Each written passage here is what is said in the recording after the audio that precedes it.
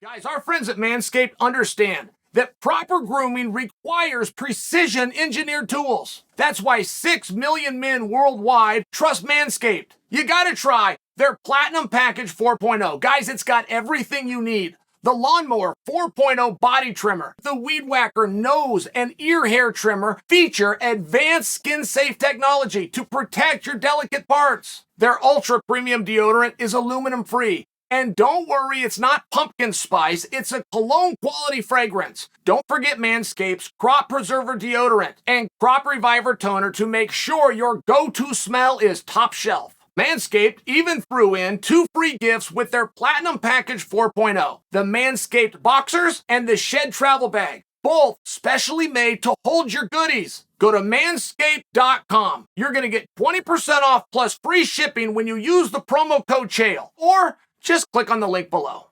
Is UFC 282 stacked? Is it too stacked? Now, we're not going to get that card. I don't know who the skunk at the garden party is going to be, but we've never had a card like this that has held up. Somebody reveals who they are. Now, they got sick or they got hurt.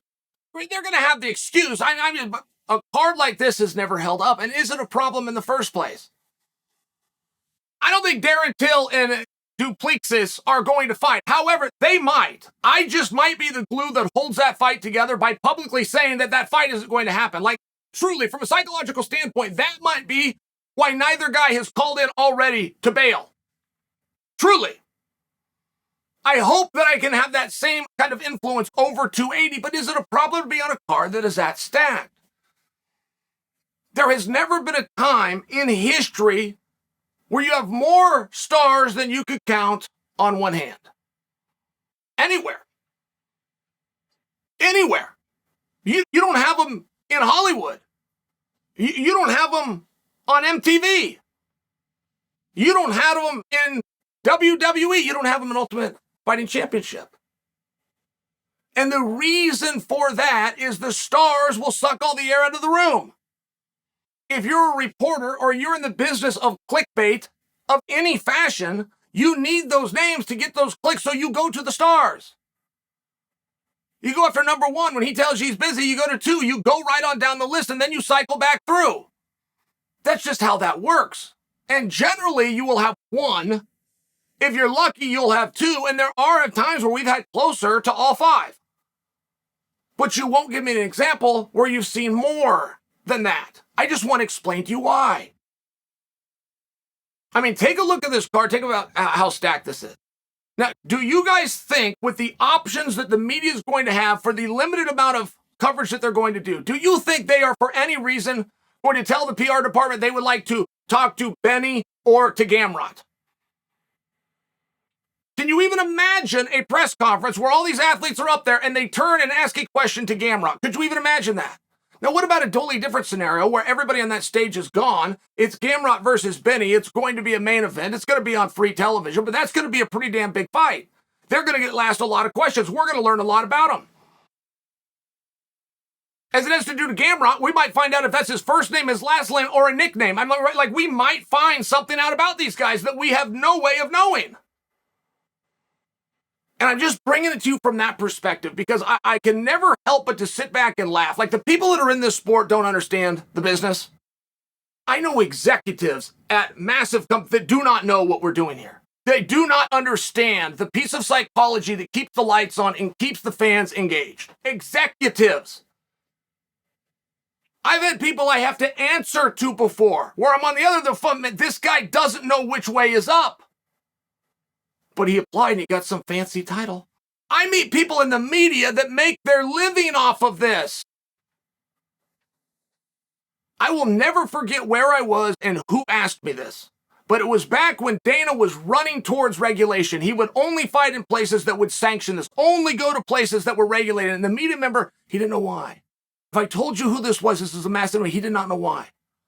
I literally remember where I was at that moment in the phone call when I knew this guy doesn't know what we're doing here.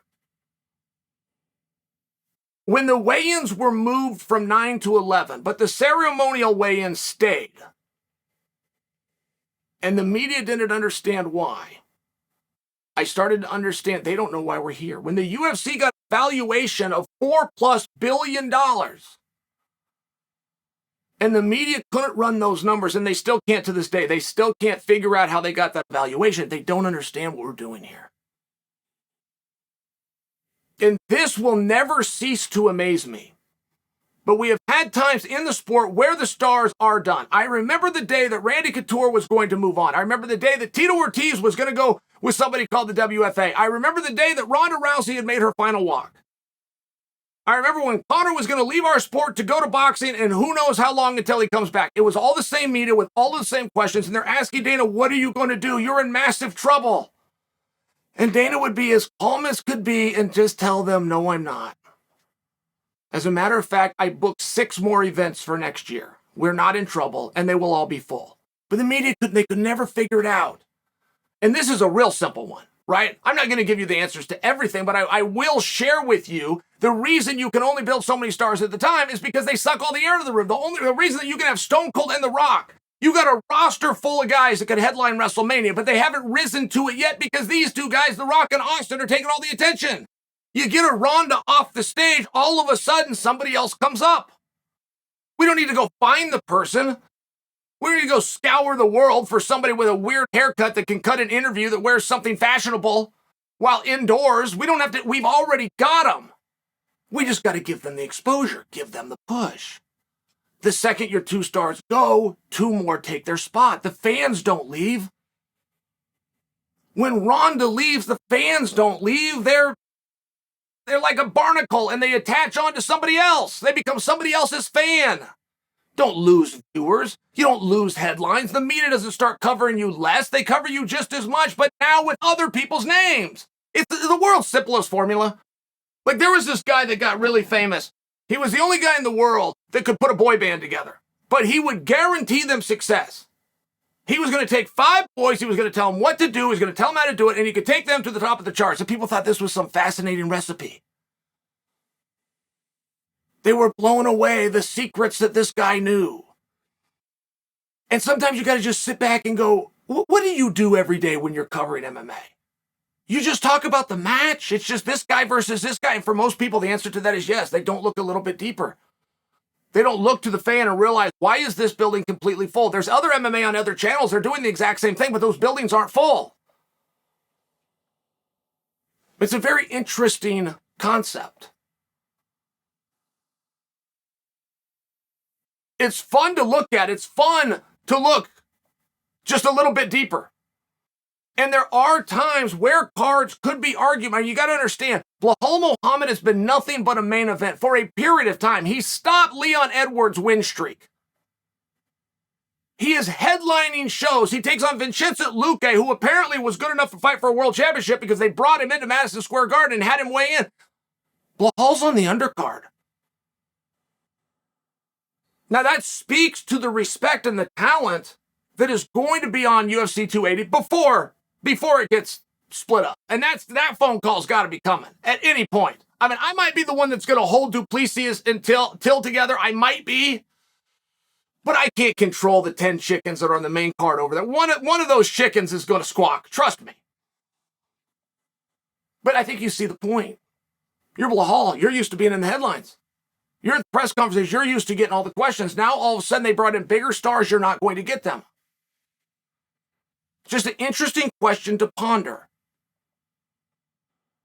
UFC 280, if you're looking to get out there, if you're looking to build your career, yes, you're going to have a lot of eyeballs. You better have a perfect performance. You can get something out of it. You can find a way. You can hand me any pieces. I'll make you something beautiful. But it's going to be tough, and it's going to be tougher. Is UFC 280 too stacked of a card?